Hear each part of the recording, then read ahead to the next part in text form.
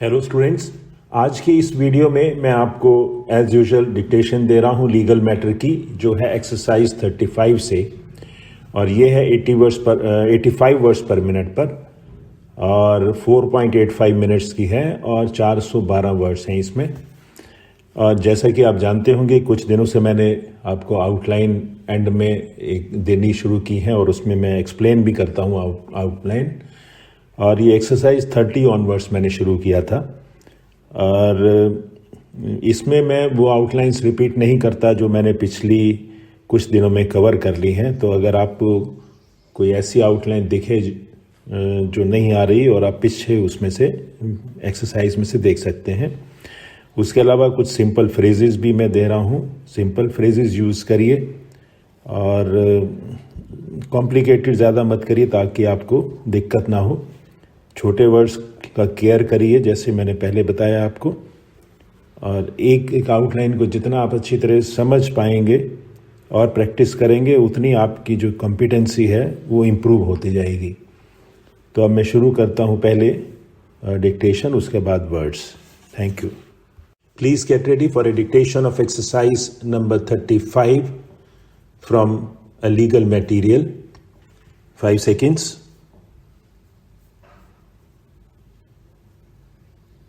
Start. As far as the second application is concerned, whereby it is alleged by the defendant that in view of the objection submission made in the written statement and the law on the subject, the receipt of rupees 6 crores by the defendant from the plaintiffs is irrelevant, inconsequential, and gives no right to the plaintiffs, and therefore the defendant be allowed to deposit the accompanying check of rupees 6 crores in the form of FDR in this court, as the defendant has not taken any advantage of the said amount in any manner. Stop. Along with the application, the defendant has also enclosed the check bearing number 795101 dated 2/7/2009 in the sum of rupees 6 crores drawn on Bank of India in the name of Registrar General of this court. Stop. The said application filed by the defendant is strongly opposed by the learned senior counsel for the plaintiffs on the ground that the alleged agreement to sell was arrived at between the parties on 3/12/2003. Stop. The contention of the learned senior counsel for the plaintiffs is that the defendant have used the above mentioned amount of rupees 6 crores for more than 3 years, and there is no bona fide on the part of the defendants to deposit the said amount. Stop. The second submission of the learned senior counsel for the plaintiffs is that the application filed by the defendant is against the law, as there is no provision in the Code of Civil Procedure 1908 or in the Specific Relief Act which allows a defendant to deposit the part payment already received from the plaintiff with this court. Stop.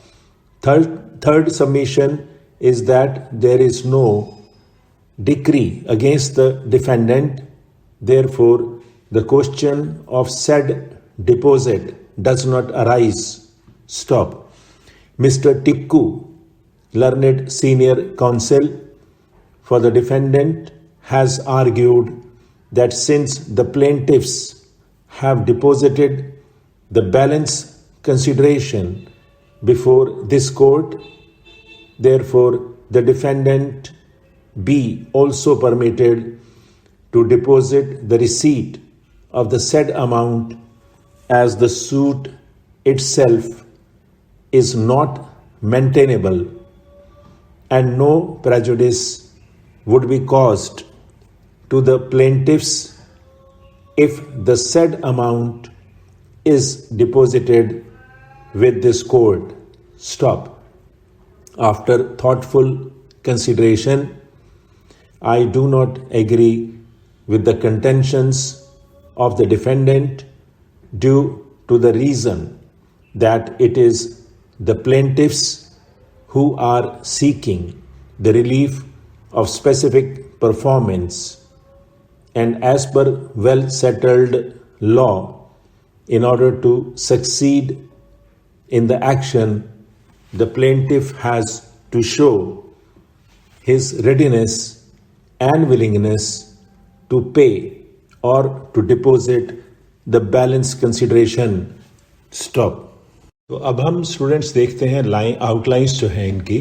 हालांकि इस passage में कोई ज़्यादा difficult outlines नहीं थी, लेकिन फिर भी जो सिंपल फ्रेजेस हैं जो आप यूज़ कर सकते हैं और आपके लिए अच्छा रहेगा, ताकि आप स्पीड जो है साथ के साथ पिकअप कर सकें और जैसे ही आप डिक्टेशन दी जाए उसके साथ साथ लिख सकें. उसके लिए अच्छा होता है अगर आप सिंपल फ्रेजेस यूज़ करते रहें. तो सबसे पहले आउटलाइन है, देखिए as far as the simple outline है और इसमें द क्लियर निकालिएगा ताकि आप उसको टाइप भी करें. इज़ कंसर्न्ड है और उसमें एस सर्कल बड़ा करना है. नेक्स्ट वेयर बाई है, वेयर बाई में कोशिश करिए कि आई लगा दें ताकि क्लैरिटी आए. नेक्स्ट है इन व्यू ऑफ दी, ये सिंपल है. उसके बाद है रिटर्न स्टेटमेंट, ये भी सिंपल है. नेक्स्ट है इररेलेवेंट.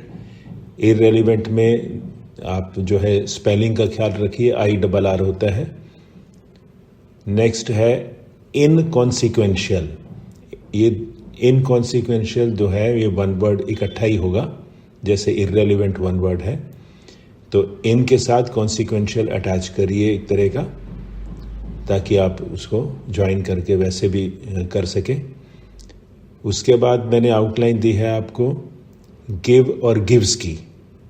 अगर आप अडॉप्ट करना चाहें तो जी के साथ वी की हुक लगा के आप गिव और गिव्स, और जब गिव्स बनाएंगे तो ऐसा आपको सर्कल प्रॉपरली दिखाना पड़ेगा. और नेक्स्ट आउटलाइन है अकम्पनीइंग. अकम्पनी के बाद इंग लगेगा. उसके बाद है in the form of, Hindi को एफ से काटिए. एज द सिंपल है, कोई इसमें ऐसा बताने की ज़रूरत नहीं है, लेकिन मैंने फिर भी लिख दिया है. Next is has not taken. Has not taken आप कर सकते हैं. उसके बाद एडवांटेज तो आप जानते ही हैं, ग्रामर लॉग है above the line ADB. Next outline है learned senior counsel. Learned counsel भी होता है, लर्नेड सीनियर काउंसिल भी होता है. लर्नेड सीनियर काउंसिल मैंने कर दिया है, आप देख सकते हैं आउटलाइन, और मैंने अलग अलग भी लिखा है ब्रैकेट में लर्नेड सीनियर काउंसिल. और उसके बाद मैंने लर्नेड काउंसिल भी लिखा है. अगर ऐसे लर्नेड काउंसिल आता है तो L stands for learned council, आगे आप उसको लिख सकते हैं. अबव मेंशन्ड में हम जानते ही हैं अबव को MN से काटना है तो ये अबव मेंशन्ड हो जाएगा. उसके बाद है कोड ऑफ सिविल प्रोसीजर. उसको आप चाहें तो जैसे मैंने इसमें लिखा है वैसे लिख सकते हैं, कोड ऑफ हो जाएगा, और सिविल को आप PR से काट देंगे तो that will be automatically code of civil procedure. Next outline है मिस्टर टिक्कू, और आप इंग्लिश में लिखें और शॉर्ट हैंड में भी लिखना ये मुश्किल नहीं है, छोटा सा नाम है, लेकिन आप मिस्टर के नीचे हमेशा, मेरी सजेशन ये है कि MR लिख के उसके नीचे डबल टिक जरूर दीजिए, और टिक्कू के नीचे K के बाद U लगा दीजिए, और देख लीजिए आप बिल्कुल आराम से पढ़ पाएंगे. उसके बाद है thoughtful, thought लिख के FL लिखिए, thoughtful, above the line properly. फिर मैंने आउटलाइन दी है एग्री विद द और दैट द. मैंने विद और दैट की आपको आउटलाइन भी बताई थी. आप एग्री दैट द के बाद देखिए विद और दैट मैंने बताई थी आपको. अगर आप इसको अडॉप्ट करेंगे तो आप क्लैरिटी ले पाएंगे. देखिए विद द और दैट द में कैसे डिस्टिंग्विश हम कर सकते हैं अगर हम लिखें ठीक. होता क्या है कि जितना आप ठीक लिखेंगे ये सोच के चलिए कि ऑटोमेटिकली ट्रांसक्रिप्शन उसकी ठीक होगी. अगर हमने लिखा ही ठीक नहीं है तो हम उसके पढ़ेंगे भी गलत और ट्रांसक्रिप्शन फिर ठीक नहीं होगी. तो ये मैंने दोनों आपके लिए बना दिए हैं. उसके बाद वर्ड है रेडीनेस. रेडीनेस को आप रेडी के साथ एनएस मिला सकते हैं और अगर इसको आप रीडिंग्स पढ़ लें तो उसका सोल्यूशन ये है कि रेडी के नीचे एनएस लगाइए. दोनों में से जो आपको सूटेबल हो. मैंने तो करेक्ट लाइन रेडीनेस की पहले दी है और उसके बाद जो दूसरे बताई है. नेक्स्ट और लास्ट वर्ड है विलिंगनेस. सिंपल वर्ड है और इसमें कुछ ऐसा बताने की ज़रूरत नहीं है. That's all. Thank you.